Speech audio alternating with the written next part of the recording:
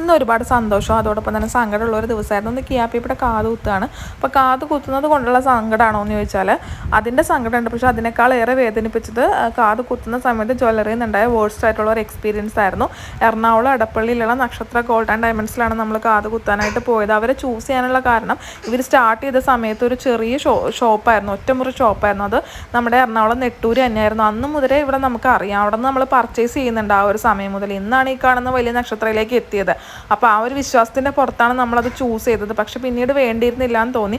ഈ കാണുന്ന വ്യക്തിയാണ് കാത് കുത്താനായിട്ട് വന്നത്. ഇയാളെ കണ്ടപ്പോൾ എക്സ്പീരിയൻസ്ഡ് ആണെന്ന് തോന്നി. പക്ഷെ അതും പിന്നീട് തെറ്റായ ഒരു ധാരണയാണെന്ന് മനസ്സിലായി. കാരണം പുള്ളി ഫസ്റ്റ് കാത് മാർക്ക് ചെയ്തതിന് രണ്ട് സ്ഥലത്തായിരുന്നു.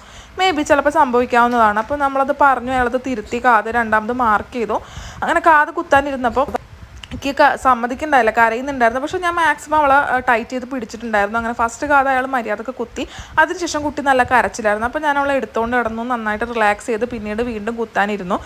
പക്ഷെ രണ്ടാമത്തെ കാത് കുത്തിയപ്പോൾ എന്താ അയാൾക്ക് വെപ്രാളായതാണോ എന്താ ടെൻഷൻ ആയതാണോ എന്ന് അറിയില്ല. കാരണം പുള്ളി മാർക്ക് ചെയ്ത സ്ഥലത്തല്ല കുത്തിയത്. അതാണ് ഏറ്റവും വലിയൊരു വിറ്റ്. അയാൾ മാർക്ക് ചെയ്യുന്നതിൽ നിന്നും മാറ്റിയാണ് കുത്തിയിരിക്കുന്നത്. കാരണം ആ പെണ്ണിൻ്റെ അടയാളം വേറെ സ്ഥലത്താണ് കിടക്കുന്നത്. അപ്പം ഞാനത് അയാളോട് ചോദിച്ചു. കാരണം ഞാനല്ല അത് ഫസ്റ്റ് ഐഡൻറ്റിഫൈ ചെയ്ത്. അവിടെ വന്ന വേറൊരു കസ്റ്റമറാണ് എന്നെ കാണിച്ചത്. അവരൊരു ബ്യൂട്ടീഷ്യനും ആയിരുന്നു. അപ്പോൾ നല്ല വ്യത്യാസം ഉണ്ടായിരുന്നു. ഞാൻ നോക്കുമ്പോൾ കുട്ടി കരയുന്നതുകൊണ്ട് ഞാൻ ആദ്യം ശ്രദ്ധിച്ചില്ല. പിന്നീട് നോക്കിയപ്പോൾ ഒന്നും നല്ല കറക്റ്റായിട്ടുള്ളൊരു സെൻറ്ററിലും ഒന്ന് വളരെ താത്തി കുത്തിയിരിക്കുന്നു. അപ്പോൾ രണ്ടും നല്ല വ്യത്യാസമുണ്ട് കാത് കാണുമ്പോൾ. ചെറിയ മൈന്യൂട്ടായിട്ടുള്ള മിസ്റ്റേക്ക് ആണെങ്കിൽ നമുക്ക് പോട്ടേന്ന് വെക്കായിരുന്നു. ഞാനത് ചോദിച്ചപ്പോൾ അയാളത് കണ്ടു. പക്ഷേ അയാളത് കാണാത്ത പോലെ ആയിട്ടോ പോയത്. പിന്നീട് ഞാൻ ചോദ്യം ചെയ്തപ്പോൾ അയാൾ പറഞ്ഞ മറുപടിയായിരുന്നു രസകരമായിട്ടുള്ള മറുപടി. അത് നിങ്ങൾ മര്യാദക്ക് പിടിക്കാത്തത് കൊണ്ടാണ്, കുഞ്ഞ് അടങ്ങിയിരിക്കാത്തത് കൊണ്ടാണ് അങ്ങനെ സംഭവിച്ചത്. ഞാൻ ടൈറ്റ് ചെയ്ത് പിടിക്കാൻ പറഞ്ഞതല്ല. നിങ്ങൾക്കത് കാണും പറയാം ഞാൻ അവളെ എത്ര ടൈറ്റ് ചെയ്താൽ പിടിച്ചെന്നുള്ളത്. ഇതിൽ കൂടുതൽ നമുക്കൊരു കുഞ്ഞിനെ ടൈറ്റ് ചെയ്ത് പിടിക്കാൻ പറ്റും. അവൾക്ക് ഒരുപാട് വേദന ഉണ്ടാക്കില്ല. അതൊന്നും അയാൾ ചിന്തിക്കുന്നില്ല.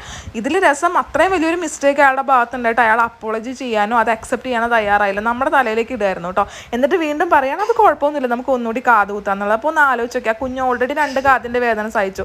ഇനി ഒന്നുകൂടി കാതിൻ്റെ കുത്തുന്ന സമയത്ത് വീണ്ടും വേദന സഹിക്കുകയാണ്. അത് അവക്കും നമുക്കും ഉണ്ടാവുന്ന ആ വേദന അയാൾ മനസ്സിലാക്കുന്നില്ല. നിങ്ങൾ നക്ഷത്രക്കാരൊന്നും മനസ്സിലാക്കേണ്ട കാര്യം, നിങ്ങൾ ഫസ്റ്റ് ഒരാളെ വെക്കുമ്പോൾ എക്സ്പീരിയൻസ്ഡ് ആയിട്ടുള്ള ഒരാളെ വെക്കുക. പിന്നെ ഈ ഒരു കംപ്ലയിൻറ്റ് ഞാൻ അവരുടെ സൈറ്റ് വഴി അറിയിച്ചിട്ടും യാതൊരു പ്രതികരണവും അവരുടെ കയ്യിൽ നിന്ന് ഉണ്ടായിരുന്നില്ല. വളരെ വേഴ്സ്റ്റ് ആയിട്ടുള്ള ഒരു എക്സ്പീരിയൻസ് ആയിരുന്നു.